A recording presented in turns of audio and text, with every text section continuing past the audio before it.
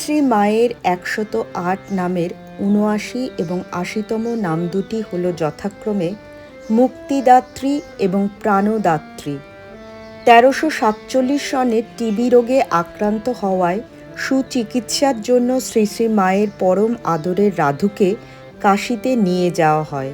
Kashi Ramakrishna mission সেবাশ্রমের স্বামী আত্মপ্রকাশানন্দজি রাধুর সর্বপ্রকার চিকিৎসা ও সেবার সুব্যবস্থা করবার পর স্বামী ঈশানানন্দ রাধুর কাছে বিদায় নিতে গিয়ে জানালেন, রাধু ভালো হয়ে গেলে তিনি নিজে এসে রাধুকে জয়রামবাটিতে নিয়ে যাবেন।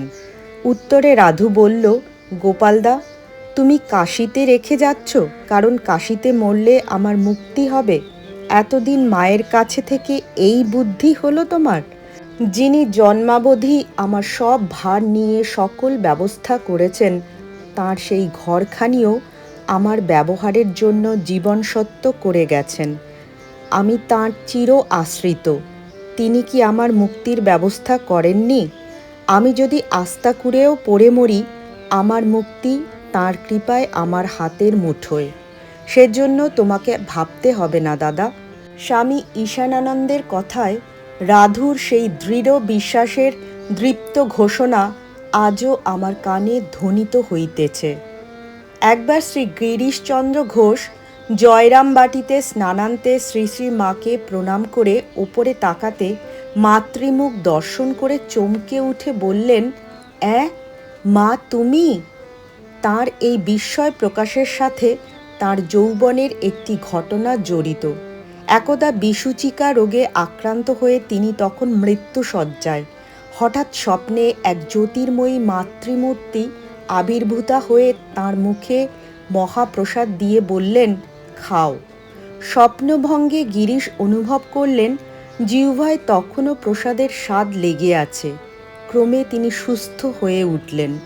জয়রামবাটিতে জীবনে প্রথম মাতৃমুখ দর্শন করে গিরিশ বুঝলেন শ্রী শ্রী মাই তাঁর স্বপ্নে দেখা দেবী মূর্তি, যিনি মহাপ্রসাদ খাইয়ে তাঁকে রোগ মুক্ত করে প্রাণ রক্ষা করেছিলেন। তবুও নিশ্চিত হবার জন্য তিনি লোক মারফত প্রশ্ন করে পাঠালেন, শ্রী শ্রী মা পূর্বে এইভাবে তাঁকে দর্শন দিয়েছিলেন কিনা। শ্রী শ্রী মা সে কথা স্বীকার করেন। ১৯১১ সালে সেপ্টেম্বর মাসের শেষে শ্রী গোকুল রেঙ্গুনে কঠিন পীড়ায় মরণাপন্ন হন। তাঁর কথায় শীতল নিষ্পন্দতার মধ্যে যখন মৃত্যুর দারুণ অন্ধকারের দিকে যাইতেছিলাম, তখন শ্রী শ্রী মার সেই শক্তি প্রবাহ অনুভব করিলাম। আমার দেহত্যাগ ঘটিল না, তবে দেহ আর সবল হইল না।